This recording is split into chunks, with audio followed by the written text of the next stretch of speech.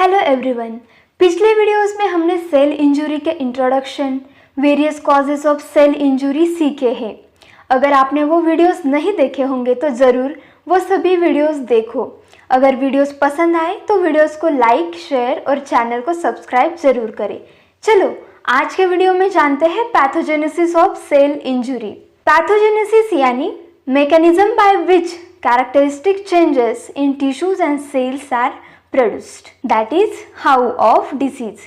etiology क्या रहता है? why of disease यानी causes और pathogenesis यानी how of disease। Normal cell को इंजुरी होती है, जो कॉजेज हमने सेल इंजुरी के कॉजेज में डिस्कस किए हैं, और रिजल्ट होता है कि रिवर्सिबल और इरिवर्सिबल सेल इंजुरी। अब देखते हैं pathogenesis of ischemic and hypoxic cell injury. जैसे कि सेल इंजुरी के मोस्ट कॉमन कॉज होते हैं हाइपोक्सिया एंड इश्चेमिया। तो जानते हैं reversible cell injury.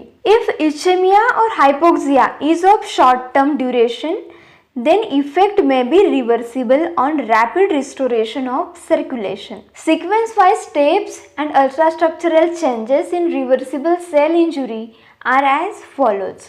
First step, decreased generation of cellular ATP, means damage by ischemia and hypoxia from other causes। जैसे कि सभी लिविंग सेल्स को कंटिन्यूस सप्लाई ऑफ ऑक्सीजन चाहिए होता है to produce ATP which required for cellular functions। Second step है intracellular lactic acidosis यानी nuclear clumping।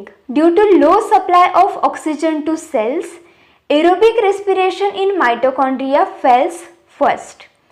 Then glucose level कम हो जाती है और accumulation of lactic acid by lowering pH होता है। Every fall in intracellular pH, that is intracellular lactic acidosis, results in clumping of nuclear chromatin। Third step है damage to plasma membrane pumps. Due to lack of ATP, it interferes in generation of phospholipids from cellular fatty acids which are required for continuous repair of membranes। This results in damage to membrane pumps operating for sodium and calcium ions।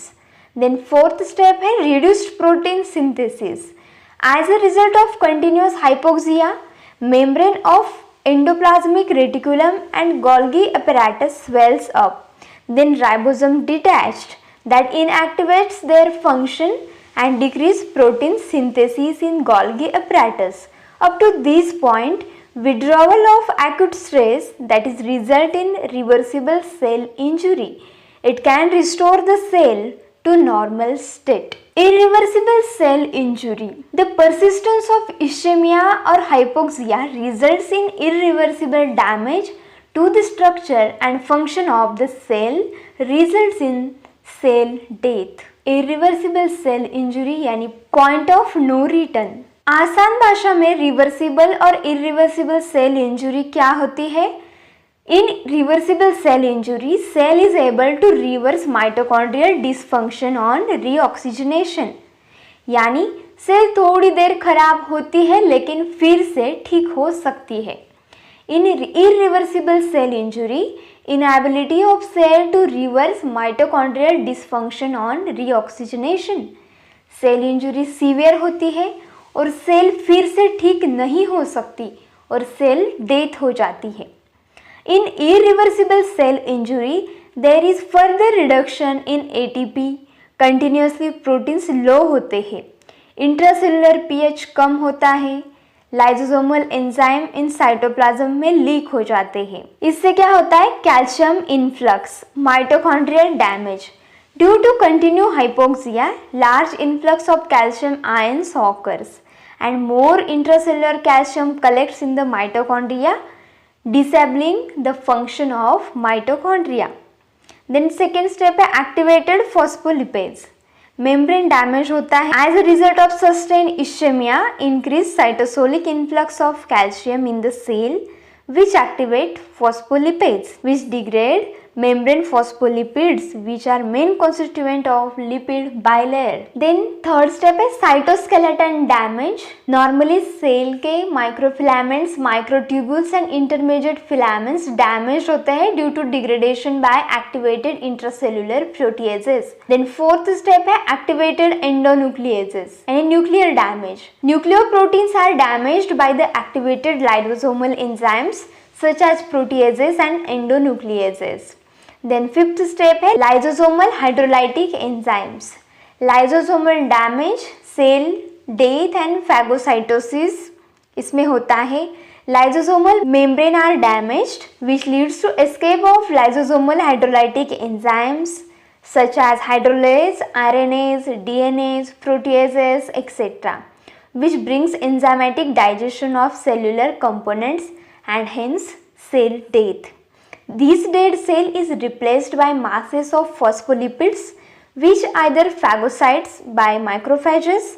There may be formation of calcium soaps. Then इसके बाद pathogenesis of chemical injury by direct cytotoxicity और conversion of chemical into reactive metabolites. ये दो तरीके से chemical injury pathogenesis होता है. By direct cytotoxicity example mercury chloride, cyanide poisoning, lead, chemotherapeutic agent. Direct cytotoxicity कैसे होती है? Without requiring metabolic activation. Second है conversion to reactive toxic metabolites. This involves metabolic activation to yield ultimate toxin that interact with target cell.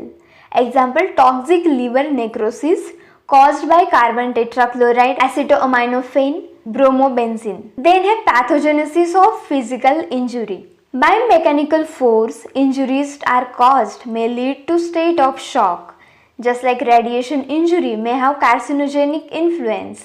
Killing of cell by ionizing radiation, result of direct formation of hydroxyl radicals from radiolysis of water. These hydroxyl radicals damage cell membrane and may interact with DNA of target cells. In various proliferating cells, there is inhibition of DNA replication and eventually cell death by apoptosis.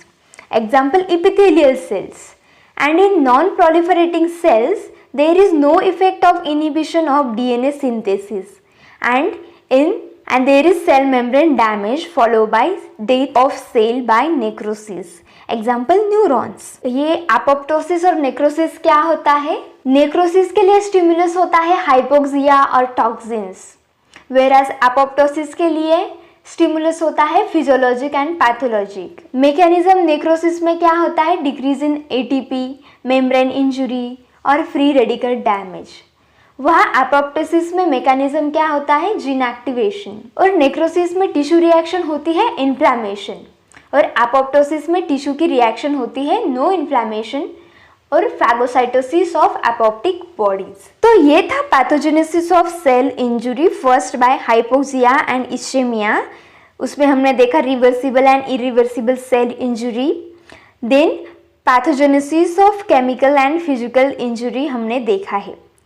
तो अगले video में हम जानेंगे morphology of cell injury, उसमें adaptive changes. नमस्कार.